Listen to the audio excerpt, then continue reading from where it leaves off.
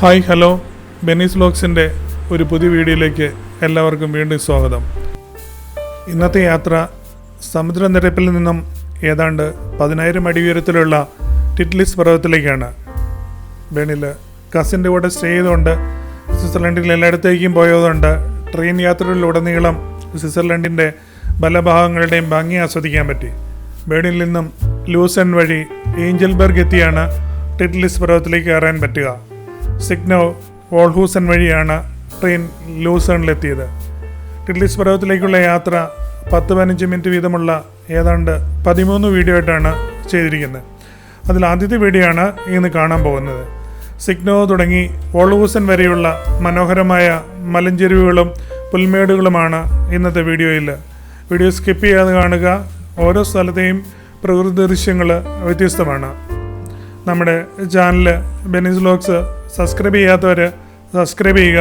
Video ഇഷ്ടമാണെങ്കിൽ like ചെയ്യുക. മനോഹരമായ പ്രയറികൾ, ഉരുണ്ട കുന്നുകൾ, ഗംഭീരമായ പർവ്വതങ്ങൾ എന്നിവ ഉൾപ്പെടെ സ്വിറ്റ്സർലൻഡിൻ്റെ ചിത്രങ്ങൾ പലപ്പോഴും അതിൻ്റെ അതിശയകരമായ പ്രകൃതി ദൃശ്യങ്ങളെ ഉയർത്തിക്കാട്ടുന്നു. ടൂറിസം മാർക്കറ്റിംഗ് സ്വിറ്റ്സർലൻഡ് ഒരു പ്രധാന ടൂറിസ്റ്റ് കേന്ദ്രമാണ്. കൂടാതെ പ്രൊമോഷണൽ മെറ്റീരിയലുകൾ പലപ്പോഴും ലാൻഡ്സ്കേപ്പിൻ്റെ ഏറ്റവും മനോഹരമായ വശങ്ങളിൽ ശ്രദ്ധ കേന്ദ്രീകരിക്കുന്നു. നന്നായി പരിപാലിക്കപ്പെടുന്ന പുൽമേടുകളും വ്യക്തമായ കാഴ്ചകളും ഇതിൽ ഉൾപ്പെടുന്നു. ഇത് സന്ദർശകരെ കൂടുതൽ ആകർഷിക്കുന്നു. കാർഷിക സമ്പ്രദായങ്ങൾ സ്വിസ് ഗ്രാമപ്രദേശം നന്നായി കൈകാര്യം ചെയ്യുന്ന കാർഷിക ഭൂമിക്ക് പേരുകേട്ടതാണ്. കന്നുകാലികളെ മേയ്ക്കുന്നതിനായി കർഷകർ പലപ്പോഴും പ്രിയറികളും പുൽമേടുകളും പരിപാലിക്കുന്നു. ഇത് അമിതമായ വളർച്ചയും കളകളും ഒഴിവാക്കാൻ ഭൂമിയെ സഹായിക്കുന്നു. പ്രകൃതി സൗന്ദര്യം, ആൽഫൈൻ പുൽമേടുകളും സമൃദ്ധമായ താഴ്വരകളും ഉൾപ്പെടെയുള്ള രാജ്യത്തിൻ്റെ വൈവിധ്യമാർന്ന ആവാസ വ്യവസ്ഥകൾ സ്വാഭാവികമായും കാഴ്ചയിൽ ആകർഷകമായ പ്രദേശങ്ങൾ സൃഷ്ടിക്കുന്നു. കാലാനുസൃതമായ മാറ്റങ്ങൾ, ഫോട്ടോകൾ എടുക്കുന്ന നമ്മളത് വീഡിയോ അല്ലെങ്കിൽ ഫോട്ടോ എടുക്കുന്ന സമയം ലാൻഡ്സ്കേപ്പിൻ്റെ രൂപത്തെ ഗണ്യമായി ബാധിക്കും. വേനൽക്കാലം മാസങ്ങൾ പലപ്പോഴും ഊർജ്ജസ്വലമായ പച്ചപ്പുല്ലും പൂക്കുന്ന പൂക്കളും പ്രദർശിപ്പിക്കുന്നു. അതേസമയം ശൈത്യകാലം ഭൂപ്രകൃതിയെ മനോഹരമായ മഞ്ഞുമൂടിയ കാഴ്ചകളാക്കി മാറ്റുന്നു.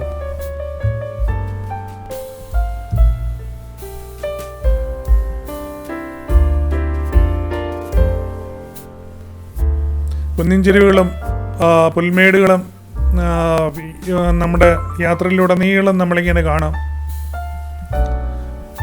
മരങ്ങൾ ഇങ്ങനെ കൂട്ടം കൂടി നിൽപ്പുണ്ട്.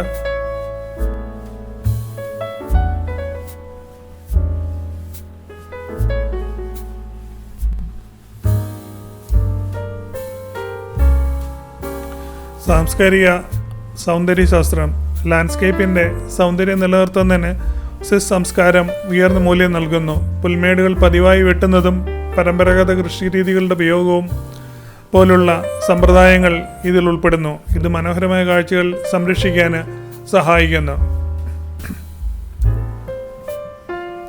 നമ്മളിപ്പോൾ ഒരു ചെറിയ പട്ടണത്തിലേക്ക് ഇതിലൂടെയാണ് കടന്നു പോയിക്കൊണ്ടിരിക്കുന്നത്.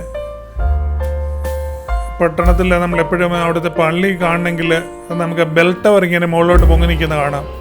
ഇവിടെ ബെൽ ടവറിൽ ഒരു ക്ലോക്കും കാണും. അത് കാണുന്ന പള്ളിയാണ്. ആ പള്ളിയുടെ ബെൽ ടവറാണ് ആ മുകളിലേക്ക് പൊങ്ങി നിൽക്കുന്നത്.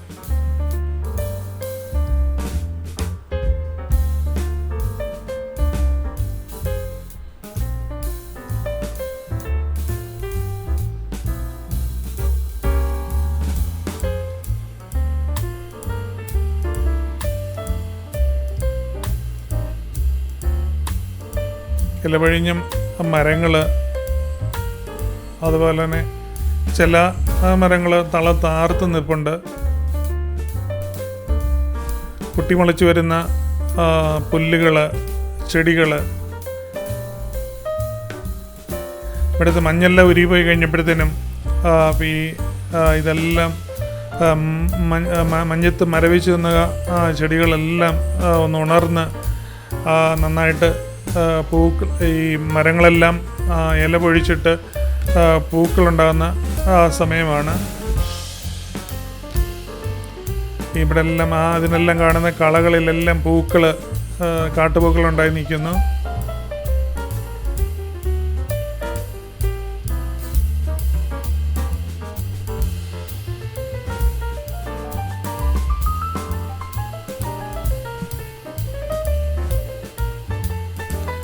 സ്വിറ്റ്സർലൻഡിനെ ഭൂമിയിലെ സ്വർഗം എന്ന് വിളിക്കുന്ന മനോഹരമായ സ്ഥലം എന്ന് വിളിക്കുന്നതിൽ ഒന്നിലധികം കാരണങ്ങളുണ്ട്. ഒന്നാമത് മികച്ച ടൗൺ പ്ലാനിംഗ് ആണ്. ചുറ്റുമുള്ള സ്ഥലങ്ങളുമായി ഇത് നന്നായി ബന്ധിപ്പിച്ചിരിക്കുന്നു. റാമ്പ് സൗകര്യപ്രദമാണ്. അക്ഷരാർത്ഥത്തിൽ ട്രാഫിക് ഇല്ല. ഇവിടെ ചുറ്റും പച്ചപ്പ്, ചുറ്റും നിറയെ പച്ചപ്പാണ്. മലിനീകരണമില്ല, അധിക വൃത്തി. ഇവിടെ ഒരു അഴുക്കും കാണാനില്ല, ഒരു തരത്തിലുള്ള മലിനീകരണവും ഇവിടെയില്ല. അവിടുത്തെ സ്വിറ്റ്സർലൻഡ് മറ്റൊരു പ്രത്യേകതയാണ് മികച്ച ചോക്ലേറ്റുകളും ചീസും. നമ്മൾ എവിടെ തിരിഞ്ഞാലും ചോക്ലേറ്റുകളുടെ കടകളാണ് നമ്മൾ കാണുന്നത്. ഇങ്ങനെ അടുക്കി ഓരോ ഈ നല്ല ഓരോ കട്ടിയുള്ള ബാറുകൾ പോലെ ഇങ്ങനെ പല പല ടൈപ്പ് ചോക്ലേറ്റുകൾ ഇങ്ങനെ ഷോപ്സിൽ അടുക്കിയിട്ടിരിക്കുകയാണ്. നമുക്ക് ഏത് വേണമെങ്കിലും സെലക്ട് ചെയ്തിട്ട് നമുക്കത് വെയ് ചെയ്ത് വാങ്ങിക്കാം. ചുറ്റും അക്ഷരാർത്ഥത്തിൽ ചോക്ലേറ്റുകളുടെ മണം. ചോക്ലേറ്റ് ഷോപ്പുകൾ എല്ലായിടത്തും ഉണ്ട്. ഇവിടുത്തെ ഭക്ഷണം വളരെ നല്ലതാണ്. ആളുകൾ വളരെ നല്ലവരാണ്. ആളുകൾ വളരെ സഹായകരവും എല്ലായ്പ്പോഴും സഹായിക്കാൻ തയ്യാറുള്ളവരുമാണ്.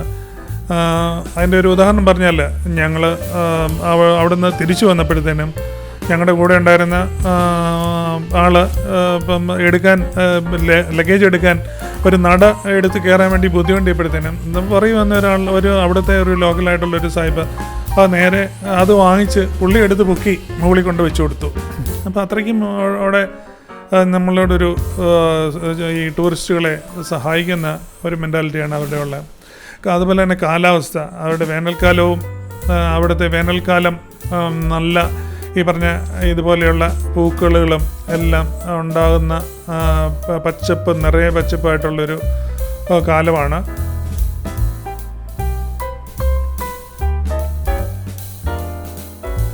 വനങ്ങൾ, വയലുകൾ, നദികൾ, പർവ്വതങ്ങൾ എന്നിവ ഉൾപ്പെടുന്ന ശാന്തവും സമാധാനപരവും മനോഹരമായ ഭൂപ്രകൃതിയാണ് സ്വിസ് ഗ്രാമപ്രദേശം. പ്രകൃതി ദൃശ്യങ്ങൾ വളരെ മനോഹരമാണ്. നൂറ്റാണ്ടുകളായി നിരവധി പെയിൻറ്റിങ്ങുകളിലും ഫോട്ടോഗ്രാഫുകളിലും ഇത് ഉപയോഗിച്ചിട്ടുണ്ട്. അങ്ങ് മുകളിൽ ഈ മരക്കാടുകൾ, ഇടയ്ക്ക് ഇടതൂർന്ന കുറച്ച് മരങ്ങളുണ്ട്. ബാക്കി സ്ഥലങ്ങളിലെല്ലാം പുൽമേടുകളാണ്.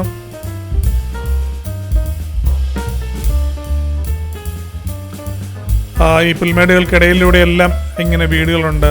വളരെ മനോഹരമായിട്ടുള്ള ചെരിഞ്ഞ മേൽക്കൂരകളുള്ള വീടുകളാണിവിടെ.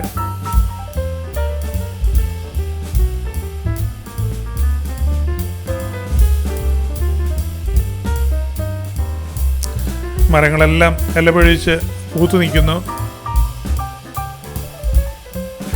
ആപ്പിൾ മരങ്ങളെല്ലാം നിറയെ പൂക്കാൻ തുടങ്ങിയിട്ടുണ്ട്.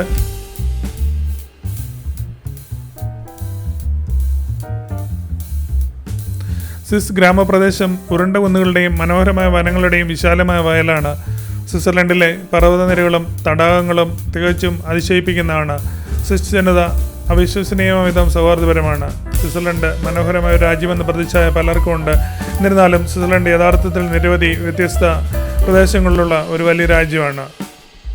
സ്വിസ് ഗ്രാമപ്രദേശം പൂർണ്ണതയുടെ പോസ്റ്റ് കാർഡ് പോലെയാണ്. പച്ചപ്പുള്ള പർവ്വതങ്ങളും ഉയരമുള്ള മഞ്ഞുമൂടിയ കൊടുമുടികളും ഉരുണ്ട കുന്നുകളും പച്ചപ്പുൽമേടുകളും മനോഹരമായി വ്യത്യാസപ്പെട്ടിരിക്കുന്നു. മിക്ക സ്ഥലത്തും ഒറ്റ ഫ്രെയിമിൽ തന്നെ ഈ കാഴ്ചകളെല്ലാം നമുക്ക് കാണാൻ പറ്റും.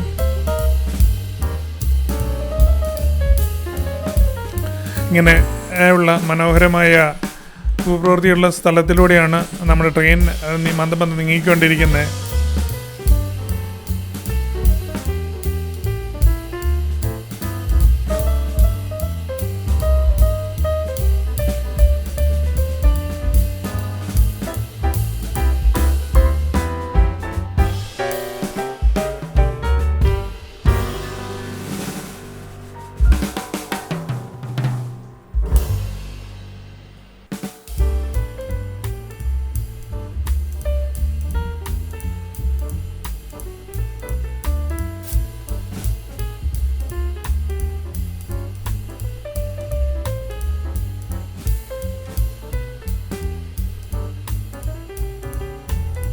സ്വിറ്റ്സർലൻഡിൻ്റെ ആകെ വിസ്തീർണം 41,285 കിലോമീറ്ററാണ്.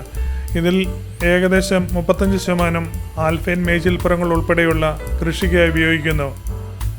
ഈ കാർഷിക പ്രദേശങ്ങളിൽ ഏകദേശം 70% സ്ഥിരമായ പുൽമേടുകളാണ്. അതിൽ 36% പുൽമേടുകളും 17% കാർഷിക മേച്ചിൽപ്പുറങ്ങളും 47% ആൽപൈൻ മേച്ചിൽപ്പുറങ്ങളുമാണ്.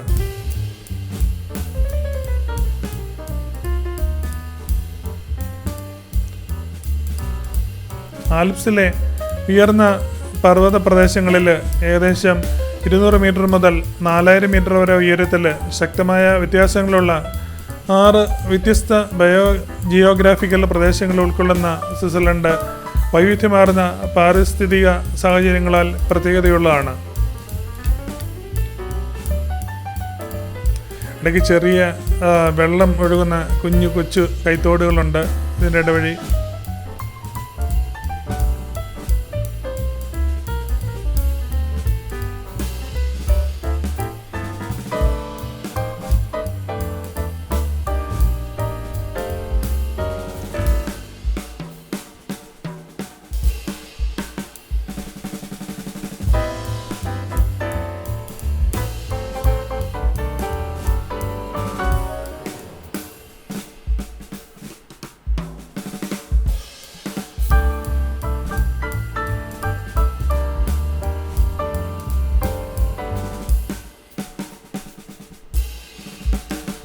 നമ്മൾ ഈ യാത്രയുടെ നമ്മൾ ആദ്യഭാഗത്താണ് നമ്മളിപ്പം എത്തി നിൽക്കുന്നത്.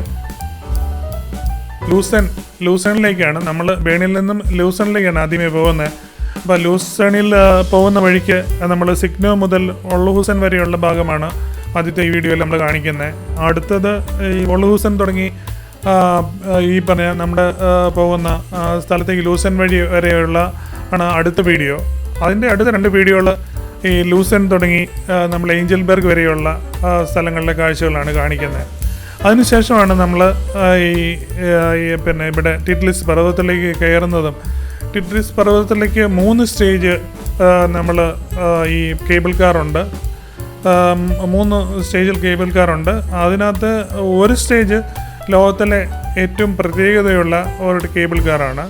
അത് നമുക്ക് നമ്മളവിടെ ഇരുന്നാൽ അത് ഓട്ടോമാറ്റിക്കായിട്ട് 360 ഡിഗ്രി തന്നെ കറങ്ങും. അത് മറ്റുള്ളതൊക്കെ ഫിക്സഡ് ആയിട്ടാണ് പോകുന്നത്. നമ്മൾ സൈഡിലേക്ക് ചെരിഞ്ഞു നോക്കണം. നമുക്ക് ഓരോ മൊത്തം സൈഡിലേക്ക് ആണെങ്കിൽ ഇതങ്ങനെയല്ല. നമ്മൾ അവിടെ ഇരുന്നാൽ ഇത് കറങ്ങി വരുന്നതുകൊണ്ട് നമുക്ക് ചുറ്റുമുള്ള കാര്യങ്ങൾ നമുക്കത് തുടങ്ങി എൻഡ് ചെയ്യുമ്പോൾ കാണാൻ പറ്റും. അപ്പം നമ്മളൊരു ഇതിലൂടെ പോകുന്ന ഒരു തോടാണ് നമ്മൾ ഒരു വലിയൊരു തോടാണ് നമ്മൾ കാണുന്നത്.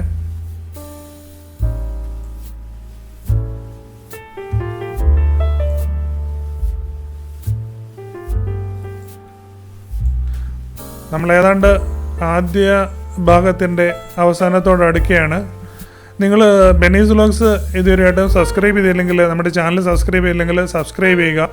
അതുപോലെ തന്നെ നിങ്ങളുടെ സുഹൃത്തുക്കൾക്കും റിലേറ്റീവ്സിനൊക്കെ ഇത് ഷെയർ ചെയ്ത് കൊടുക്കുക. ഈ വീഡിയോ നിങ്ങൾക്ക് ഇഷ്ടമായെങ്കിൽ ലൈക്ക് ചെയ്യുക. ഇനി അടുത്ത വീഡിയോ 2ാമത്തെ ഭാഗമാണ്. 13 ഭാഗങ്ങളാണ് ടിറ്റ്ലിസ് പർവ്വതത്തിൻ്റെ ഇതിലേക്കുള്ള യാത്രയിൽ നമ്മൾ കാണിക്കുന്നത്. 13 ഭാഗങ്ങളായിട്ടാണ് കാണിക്കുന്നത്.